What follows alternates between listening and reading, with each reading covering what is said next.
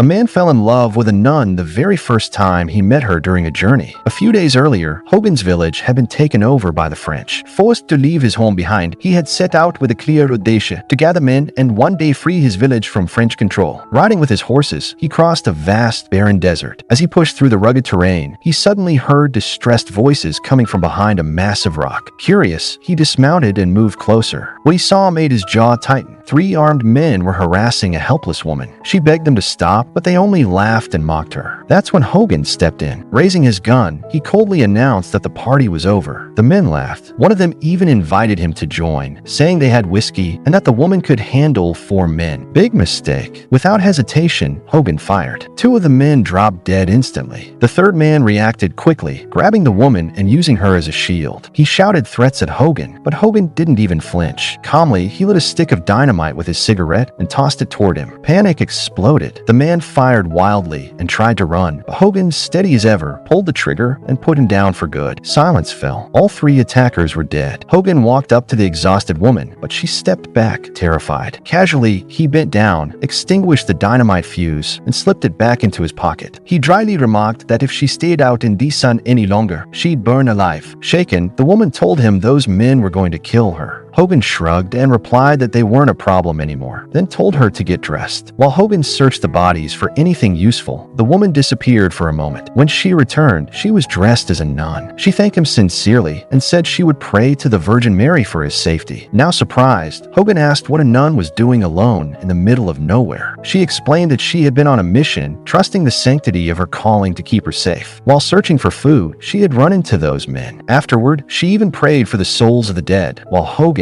unfazed, gathered supplies and started eating. As he ate, Hogan offered her some whiskey. She refused. She introduced herself as Sister Sara. With a smirk, Hogan joked that if she ever got tired of being a nun, she could make a living as a professional gravedigger. After a while, Hogan offered her some beans. He added that the men hadn't been much in a fight, but one of them sure knew how to cook. Sister Sara refused the food, but asked for water. After taking a few sips, she poured the remaining water over the graves as a blessing. Hogan's eyes widened. In the desert, water was life. Without wasting a second, he snatched his canteen back. Just as they were about to part ways, something caught their attention. A group of French soldiers was approaching in the distance. They were searching for Sister Sara. Panic flickered across her face. She quickly asked Hogan for help, telling him the soldiers were after her and would capture her if they found her. Hogan hesitated for a moment, then sighed. He couldn't just leave her. He agreed to help. Thinking fast, Hogan came up with a plan. He staged a false trail using the horses to mislead the soldiers. At one point, Hogan looked back and saw the soldiers stop. Then they split into 2 groups. One group headed off in a different direction. The other kept coming straight for them. Seizing the opportunity, Hogan pushed forward. Not long after, they stumbled upon an abandoned village, silent, lifeless, forgotten. Perfect. Hogan spotted a crumbling ruin and led Sara and the horses inside. But just as Sara stepped in, a rattlesnake slid into their path. She froze. In a split second, Hogan reacted, swiftly pushing it aside before it could strike. He quickly hid both Sara and the horses deeper inside the ruins, then moved to a small hole in the wall to watch the outside. Moments later, the soldiers arrived. They began searching. The tension rose. Then, Sara did something unexpected. She mimicked the sound of a rattlesnake perfectly. The sharp, chilling rattle echoed through the ruins. The soldiers froze. Fear took over. Slowly, they backed away and finally retreated. Silence returned. After they were gone, Hogan stepped outside, scanning the area carefully. A faint smile crossed his face. The danger had passed. As night fell, they decided to stay there. They lit a small fire and cooked their food. During the meal, Sister Sara revealed that she was from the Chihuahua region, territory currently under French control. She told him she knew a great deal about the French soldiers, their camps, their movements, even their habits. That caught Hogan's attention. Now this was useful. After a pause, he finally revealed the truth. He wasn't just a wanderer. He was a mercenary working with Mexican revolutionaries. Their mission, to strike a French treasury. And if they succeeded, Hogan would walk away with half the treasure. Sister Sara revealed something important. July 14th was Bastille Day, France's national holiday. On that day, soldiers often drank heavily and got drunk. That was the perfect time to strike. Hearing this, Hogan's eyes lit up. This information could give them a serious advantage. A little later, Sara stepped outside for a moment. When Hogan wasn't looking, she quietly lit a cigarette and took a few drags, just enough to raise doubts about her so-called purity and religious discipline. But she quickly returned, acting completely normal, and resumed talking with Hogan. He was clearly interested in her. At one point, Sara suddenly laughed at something he said. When Hogan asked what was so funny, she went silent, then simply said good night. Hogan kept his eyes on her for a moment, and just like that, the night passed. The next morning, Hogan woke her up. Sara was in a deep sleep, but after he called her again, she slowly got up. Hogan helped her to her feet and handed her a cup of coffee. She smiled and thanked him. Stretching a little, Sara admitted that her body was sore from riding. Then, half joking, she asked Hogan if he had ever been married or had a family. Hogan answered plainly no. She pressed further, asking if he had ever been with a woman before. Hogan didn't respond, because in his life, only two things truly mattered: money and freedom. After a pause, Hogan asked her why she had never married. Sara replied that as a nun, such things weren't allowed. Hogan asked a few more questions, but Sara struggled to answer. She clearly wasn't used to talking much with men. As they continued their journey, the two shared light jokes and playful conversations, touching on human desires and temptations. Along the way, they came across a small roadside shrine. Sara insisted they should pray, saying it would be sinful to pass by without doing so. But Hogan didn't believe in any of that, so he stayed back, letting her go alone while he waited. Later, they reached a small village market. Hogan gathered food and supplies, while Sara moved around, quietly collecting information. After a short while, she returned. Together, they asked the locals for directions to the French army camp. That night, Sara lay resting nearby when sudden movement broke the silence. Hogan reacted instantly. He woke her up and quickly helped her climb a tree. Sara didn't want to climb, but fear of thieves forced her to go up. Hogan stayed below, keeping watch. While guarding the area, he lit a small fire, causing a sudden commotion. That's when he realized something unexpected. The tree was already filled with frightened villagers hiding from danger. Sara soon climbed back down and came over to Hogan. She lay down beside him and fell asleep. The next morning, Sara put on her nun's habit and entered the French camp. Inside, she witnessed something horrifying. A man was about to be executed in front of his family. His loved ones begged and pleaded for mercy, but the soldiers didn't listen. Moments later, he was shot dead. Just then, a soldier rushed towards Sara, begging her to pray for a dying officer. She followed him. As she approached the wounded officer, he looked at her closely, almost recognizing her. He began to mumble something suspicious, but before he could say anything clearly, Sara silenced him, and within seconds, the man died. Shaken by what she had witnessed, Sara rushed out of the camp and made her way back to Hogan. She was clearly rattled. In a moment of panic, she grabbed Hogan's flask and took a long drink of whiskey. Hogan stared at her in surprise. That was not something he expected from a nun. Trying to steady herself, Sara explained that the dying officer had once been her Spanish student at a French fort. Then she shared something crucial. The French army was preparing to load supplies onto a train in Santa Maria. It was the perfect opportunity. They could hit the French and take everything. Hogan didn't hesitate. He decided they would blow up the train and loot it. They moved out immediately. As they approached a bridge along the route, they were suddenly ambushed by local archers. An arrow struck Hogan, wounding him. Sara didn't panic. Thinking fast, she pulled out her cross and angled it toward the sun, reflecting a blinding flash of light toward the attackers. Startled and disoriented, the archers backed off and disappeared. Hogan, however, was in bad shape. The pain made him dizzy. Half-conscious, he began mumbling, and in his dazed, drunken state, he even admitted his attraction to Sara. Sara quickly cleaned his wound. Then she whispered a prayer for his recovery. With effort, she helped him back onto the horse, mounted up herself, and carefully guided them forward. After hours of travel, they finally reached the bridge. Hogan was too injured to climb, so he told Sara to go up and plant the dynamite. Sara hesitated. She didn't want to climb. An argument broke out between them, but in the end, she gave in. Slowly, painfully, she began climbing. The height was exhausting, but somehow she made it to the top and set the dynamite in place. She climbed back down, uneasy. There was one problem. Could Hogan actually shoot the dynamite from that distance? Hogan took men practiced. Mississippi. Sara told him to adjust. He tried again. Mississippi. Frustration built. As the train's distant rumble grew louder, Sara's anger boiled over, and she punched him hard. Hogan steadied himself. One last shot. This time, he didn't miss. The bullet hit.